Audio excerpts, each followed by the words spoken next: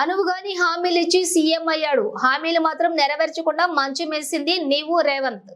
గత 10 సంవత్సరాల బీఆర్ఎస్ పాలనలోనే పాలమూరు పరిశ్రమలలో అభివృద్ధి చెందాయని, రోడ్లు మంచినీటి సాగునీటినిచ్చింది బీఆర్ఎస్ పాలనలోనే అని గుర్తుంచుకోవాలని మహబూబ్ నగర్ ఎంపీ అభ్యర్థి మన్య శ్రీనివాస్ రెడ్డి అన్నారు.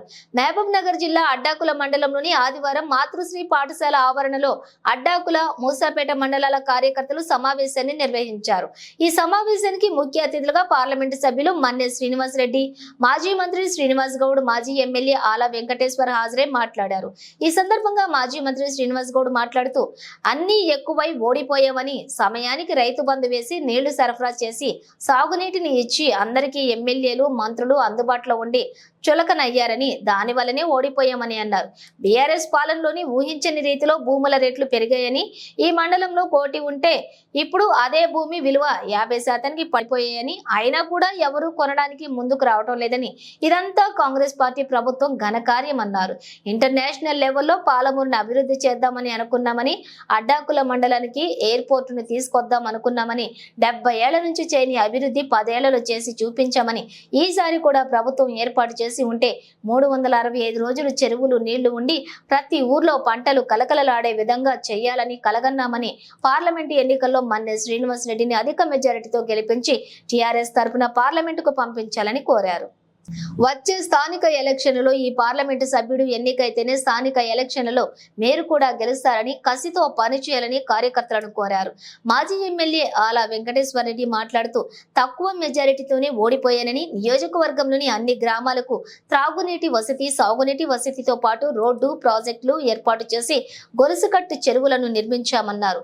ఈ కార్యక్రమంలోని Addakula ZPTC Rajashekar Reddy, Moosapet ZPTC Indrayya, Sagar incharge Palle Ravi, అధ్యక్షులు లక్ష్మీ నరసింహ, శ్రీనివాసరెడ్డి, జితేందర్ రెడ్డి, కాజా, గౌరీ నాయకులు, కార్యకర్తలు పాల్గొన్నారు.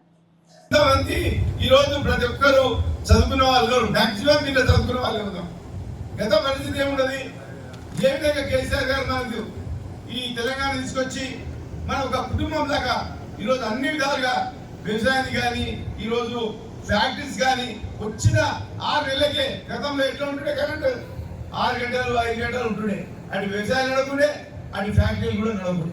అటువంటి పరిస్థితిలో ఈరోజు మన ముఖ్యమంత్రి గారు 2014 వచ్చిన తర్వాత కరెంటు విషయంలో ఒక పెద్ద విప్లవ శక్తిని తీసుకొచ్చి ఈరోజు అన్ని విధాలుగా మనకు గ్రామాలకు కరెంట్ ఇవ్వడము, రైతులకు అదేవిధంగా ఇండస్ట్రీలకు కరెంట్ ఇవ్వడం, అక్కడ ఇండస్ట్రీ డెవలప్మెంట్ అని, ఊరు డెవలప్మెంట్ అని మంచిగా ఈరోజు ఎన్ని విధాలుగా ఈరోజు గొప్పగా పంటలు పండించి మనం ఈ 10 సంవత్సరాలు, అదేవిధంగా రైతు బంధు, దీనికి తోడు రైతు బంధు, అక్కడి నుంచి పంటలు అమ్మిన పంటలకు ఎలాంటి ఖర్చు లేకుండా ప్రభుత్వమే మన అకౌంట్లో డబ్బులు పడబట్టి, రైతు బంధు ప్రకటించి ఆ డబ్బులు పడబట్టి ఈరోజు ఆ విధంగా మనము ఆర్థికంగా నిలదొక్కుని ఈరోజు ఆర్థికంగా బలపడ్డామా లేదా, మన కేసీఆర్ గారి యొక్క పరిపాలన అవి ఏ విధంగా ఉన్నది ఒకసారి ఆలోచన చేసుకోండి. ఇప్పుడు ఈ రోజు వచ్చిన కాంగ్రెస్ ప్రభుత్వం రేవంత్ రెడ్డి గారి ఈ రోజు 6 గ్యారంటీలు ఏ విధంగా అమలు చేస్తున్నారో చూసుకోండి. ఏ విధంగా ఒక్కడన్నా మనకు అమలవుతున్నదా? అందుకని హామీలు ఇచ్చి ఇవాళ 2000 పెన్షన్లు 4000 ఇస్తా, అదేవిధంగా పండిన పంటలకు 500 బోనస్ ఇస్తా, అదేవిధంగా కళ్యాణ లక్ష్మితో పాటు తులం బంగారం ఇస్తా. ఈరోజు ఎంతమంది ఆశలు పెట్టుకొని మీరు మరి ఎవరి ఏ విధంగా ఓట్లేసిండ్రో, మరి ఏ విధంగా నమ్మి ఓట్లేసిండ్రో ఇప్పుడు మన కళ్ళ కట్టినట్టు వాళ్ళ ప్రభుత్వాలు కనిపిస్తారు. తెలంగాణ పరిపాలనలో కూడా ఎప్పుడు చూసినా ఆల వెంకటేశ్వర రెడ్డి గారు పొత్తులు వేసి మీ కాన్స్టిట్యూన్సీలో ఉండాలి.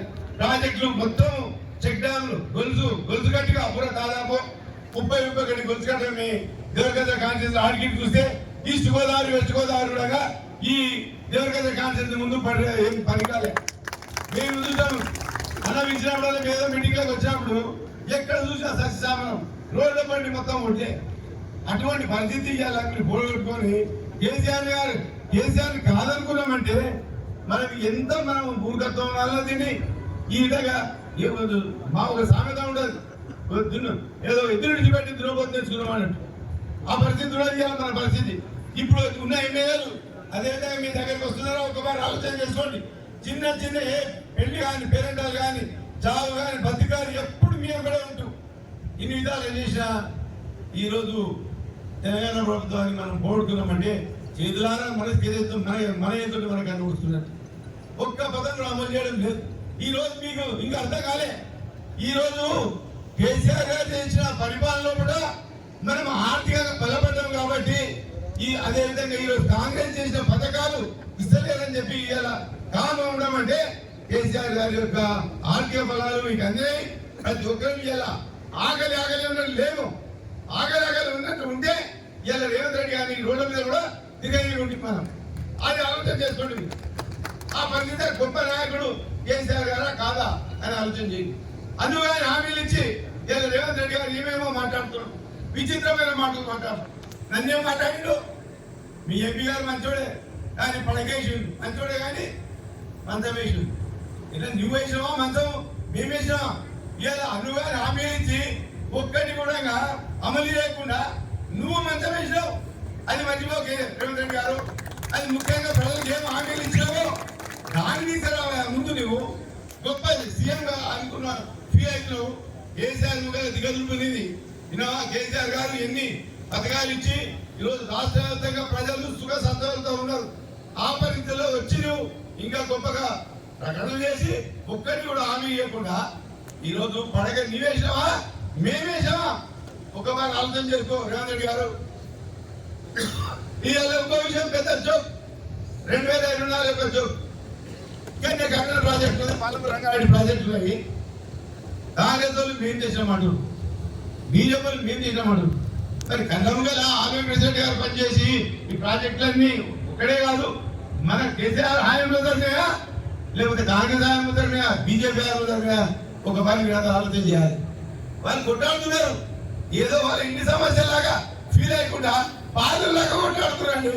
ప్రజల సమస్యలు పట్టకుండా ఈరోజు ఏదైతే కాంగ్రెస్ పార్టీ అభ్యర్థి ఉన్నాడో మీ ముంగలు కొట్టుకోవడానికి తీయలేదా? ఒక సిగ్గుచేటు ఒక్క హామీ కూడా అమలు చేయకుండా ఈరోజు హామీలు లేవు, ఒక్కదాన్ని ఇంప్లిమెంటేషన్ చేయకుండా ఈరోజు మేము ఓట్లాడుతున్నట్ట. మళ్ళీ మేము యాక్షన్లు పాలమూరు రంగారెడ్డి ప్రాజెక్ట్ మేము తెచ్చినాం, ఆమె పాలమూరు రంగారెడ్డి ప్రాజెక్ట్ మేము తెచ్చినాం అంటే మీరు నమ్ముతారా? ఒక పని చెప్పండి, నమ్ముతారా? పాలమూరు రంగారెడ్డి ప్రాజెక్ట్ కేసీఆర్ తెచ్చిందా బీజేపీ కాంగ్రెస్ తెచ్చిందా? ఒక్కసారి బాగా ఆలోచన చేసుకోండి. ఒక స్టాండర్డ్ గా తీసుకొచ్చిండు ఈరోజు కేసీఆర్ గారు. మనకి అక్కడ ఫ్యాక్టరీలను కట్టి చేసిండు, వీళ్ళు వ్యవసాయాన్ని కట్టి చేసిండు, రైతులకు రైతు బంధు ఇచ్చి రైతు బీమా ఇచ్చి పండిన పంటలు కొని ఈరోజు మనకి చిన్న ఇంత ఇబ్బంది లేకుండా వ్యవసాయం ఈరోజు ఇంతకుముందు ఎంపీ అభ్యర్థి కానీ అన్న కానీ మేము వచ్చే కంటే ముందు మీ మాట్లాడిన వక్తలు కానీ చాలా విషయాలు చెప్పారు. మీరందరూ సీనియర్ నాయకులు, సీనియర్ నాయకులకి అన్ని విషయాలు తెలిసిన విషయాలే, అవగాహన ఉన్న విషయాలే. మళ్ళీ నేను కొత్తగా చెప్పాల్సిన అవసరం లేదు. ఇప్పుడు ప్రస్తుతం మన ముందర ఉన్న లక్ష్యం ఏంటి, ఆ లక్ష్యం దిశగా మనం ఎట్లా పోవాలి, ఎందుకు మనం ఓడిపోయినాం, రేపు ఎట్లా గెలవాలి. అన్న ఇంతకుముందు పక్కన కూర్చొని రవాణా చెప్తున్నాడు, రాష్ట్రంలోనే టాప్ 10లో నీ సర్వే ఉండే 25 గెలుస్తాయనుకున్న టఫ్ సర్వేలో కూడా నీ పేరే ఉండేనా, ఎట్లా ఓడిపోయింది అని. అది కూడా మాకు కూడా అర్థమైతే లేదు అన్న ఇప్పటిదాకా. కానీ మనకు తెలుసు, నాకు తెలుసు ఏడ తప్పులు జరిగినాయి, వేదిక మీద ఉన్న నాయకులకు తెలుసు ఏడ తప్పులు జరిగినాయి, మీ గ్రామాల్లో ఏం తప్పులు జరిగినాయి మీకు కూడా తెలుసు. అందుకే దాని నుంచి మనం పాఠం నేర్చుకోవాలి. ఇలా ప్రభుత్వం పోయింది, ఎమ్మెల్యే పోయిండు, ఓడిపోయినాం. ఈడ వేదిక మీద ఉన్న వాళ్ళకంటే ఎక్కువ బాధపడుతున్నది, ఎక్కువ నష్టపోతున్నది, ఎక్కువ కష్టం అనుభవిస్తున్నది ఎవరు? ఊర్లో ఉన్న కార్యకర్తలు. ఎందుకంటే రోజు అవమానం భరిస్తున్నారు. నేను గత 120 రోజులుగా చూస్తున్నాను. నేను 10 ఏళ్ళు మనం అధికారంలో ఉంటే ఎవరి మీద కేసు పెట్టలే. మీరు ఎవరికి తీసుకొస్తే వాళ్ళకి సాయం చేసుకుంటూ పోయినమే తప్ప ఎవరిని కడుపు మీద కొట్టలే. కానీ ఈ 120 రోజుల్లో ఎన్ని మార్పులు! 2014 కంటే ముందు కాంగ్రెస్ కష్టాలు ఎట్లుండనో మళ్ళీ అన్నీ వచ్చి పడ్డాయి 120 రోజుల్లోనే. అందుకే ఎప్పుడైనా ఎలక్షన్లో జిద్దు మీద పనిచేయాలి మనం. ఈ భాషలు ఇవన్నీ మీకు తెలిసినవి. మీకు మైక్ ఇస్తే మీరే 20 నిమిషాలు మాట్లాడతారు. ఇప్పుడు ఇంకా అంత ఉద్యమకాలం నుంచి పనిచేసిన వాళ్ళు ఉన్నారు. మైక్ ఇస్తే నాకంటే గొప్పగా 20 నిమిషాలు మాట్లాడే లీడర్లు ప్రతి ఊర్లో 10-20 మంది ఉన్నారు, మినిమం 20 మంది తయారయ్యారు. అందుకే ఆ విషయాలు ఏం చేసినాం అన్నది మీకు బాగా తెలుసు. గులాబీ కండువాకున్న గొప్పతనం, రాష్ట్రం కొరకు పుట్టిన పార్టీ ఇది, రాష్ట్రం తెచ్చిన పార్టీ కేసీఆర్ గారి నాయకత్వంలో.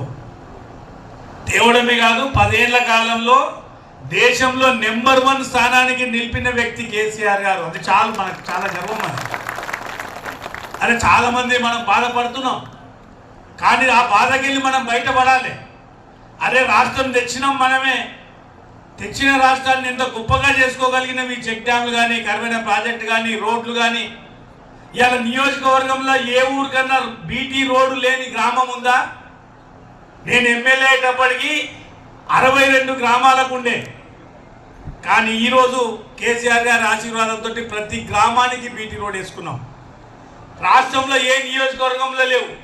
ఈ నియోజకవర్గంలో 30 చెక్ డ్యాములు కట్టుకున్నాం, దాదాపు 280 కోట్లతో. 2,800 కోట్లతో కరువైన ప్రాజెక్టు తెచ్చుకున్నాం. 90% వర్కులు అయిపోయినాయి. 18 గ్రామాల బ్రిడ్జిలు వేసినాం. స్వాతంత్రం వచ్చినప్పటి నుంచి 2014 వరకు ఈ నియోజకవర్గంలో 187 వాటర్ ట్యాంకులు ఉంటే కేసీఆర్ గారి ఆశీర్వాదంతో నేను 230 వాటర్ ట్యాంకులు కట్టినాం. అందుకే పని విషయంలో మనం లొంగి ఉండాల్సిన పని లేదు. ఏ ఊళ్ళో అయినా కార్యకర్తలు కానీ, నాయకులు కానీ, మేము చేసినాంరా నాయన, ఇవాళ మీరు తాగుతున్న మిషన్ భగీరథ పని మనం చేసినాం, మీరు చేసిరని. ఇవాళ 2000 పింఛన్ మీ హక్కు. అది చాలా మంది మా జెడ్పీసీ రాజశేఖర రెడ్డి గారు, మా యాదవ సంఘం అధ్యక్షుడు గారు అది బంద్ చేయబెట్టు ఓడిపోయామో చెప్పని మా రాజశేఖర రెడ్డి గారు చెప్తున్నారు. నేను చెప్తాను, ఆయన చెప్పాడు అన్నీ ఎక్కువ ఓడిపోయాను. కలిపింది అంతేనా కదా? హలో, ఎందుకు ఓడిపోయాం అంటే అన్ని ఎక్కువ ఓడిపోయాం. కరెంట్ ఎక్కువ, కరెంట్ ఏమో మనకు పెళ్లి సంచులు దొరకక పోలీస్ స్టేషన్ పోయి కొట్లాడుతుంది, పోలీస్ స్టేషన్ వస్తుంది. విత్తనాలు దొరకక కొట్లాడుతుంది. ఈ విత్తనాలు వచ్చే, పెళ్లి సంచులు వచ్చే, కరెంటు మోటార్ కరెంటే ఉండకుండే నువ్వు బిల్లు కట్టలేదని ఫీజు తీసుకొని పోతుంది. అరే ఎండిపోయిన సార్ చేను ఎండిపోయిన సార్ అంటే కట్టగా ఉంటే పట్టుకుపోతుంది.